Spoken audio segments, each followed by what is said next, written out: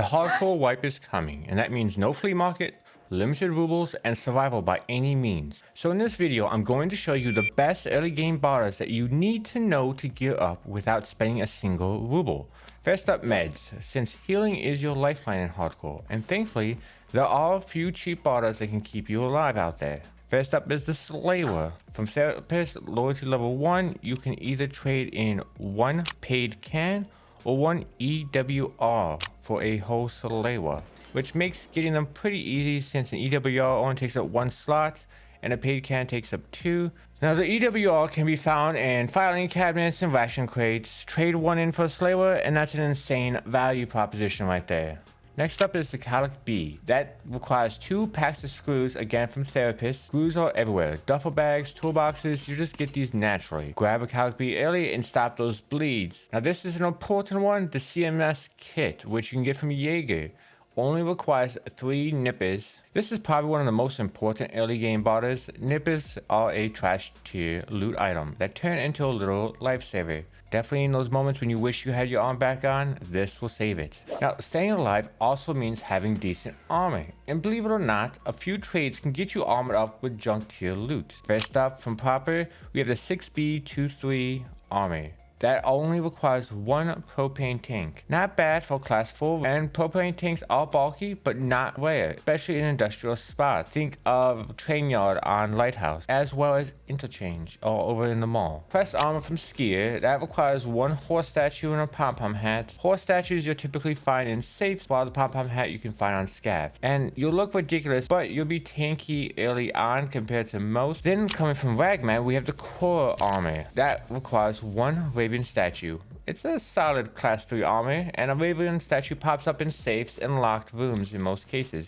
And then to sum it all up for armor, we have Ragman as well with Untar armor, which requires 2 max energy cans. These spawn in duffels, ration supplies, and other food areas. Use these to get your blue budget armor, which is great for peacekeeping mission. Next are guns. These early barters let you punch above your weight without ever buying from the flea, since we won't have it. First up, we have the MP133 shotgun from Jaeger. That requires 1 buckwheat. These are easy to find and great for early game quests like debut. As it stands. Could change in this upcoming wipe. Next up, we have the Mosin Sniper with Scope from Prapor.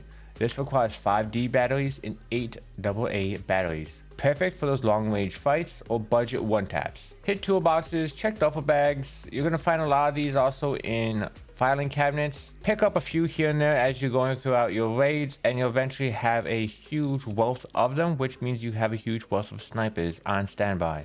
Next up, we have the AKS-74UB Suppressed from Prapor. This requires 1 cat statue, 2 USB adapters, and 1 Marlboro. I have made a whole video on the AKS-74UB.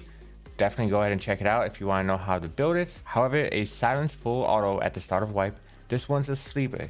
Hit computers for USBs or duffel bags, and rooms with safes for the statues. The Marlboros you can just find in any kind of duffel bag or filing cabinet typically, so it's pretty easy barter to get. Next up, we have the Uzi from Mechanic, which requires 1 insect wrench. Super low recoil and actually kind of nasty up close.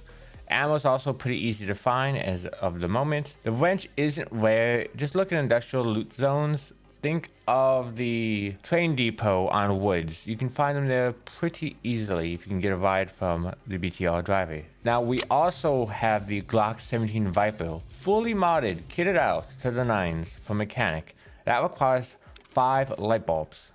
Now light bulbs are literally everywhere, and this Glock comes fully kitted. It's great for pistol runs, and a light bulb takes up 1 slot in your rig or backpack. So it's easy enough to pick these up as you go naturally, and then just have a whole collection, and then have a whole collection of pistols at your standby. Now this one is more of a mod, which is going to be great for the previously mentioned AKS-74UB. It's the B11 handguard.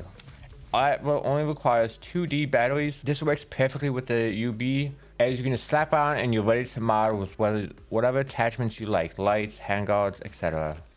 Now let's round out your kit.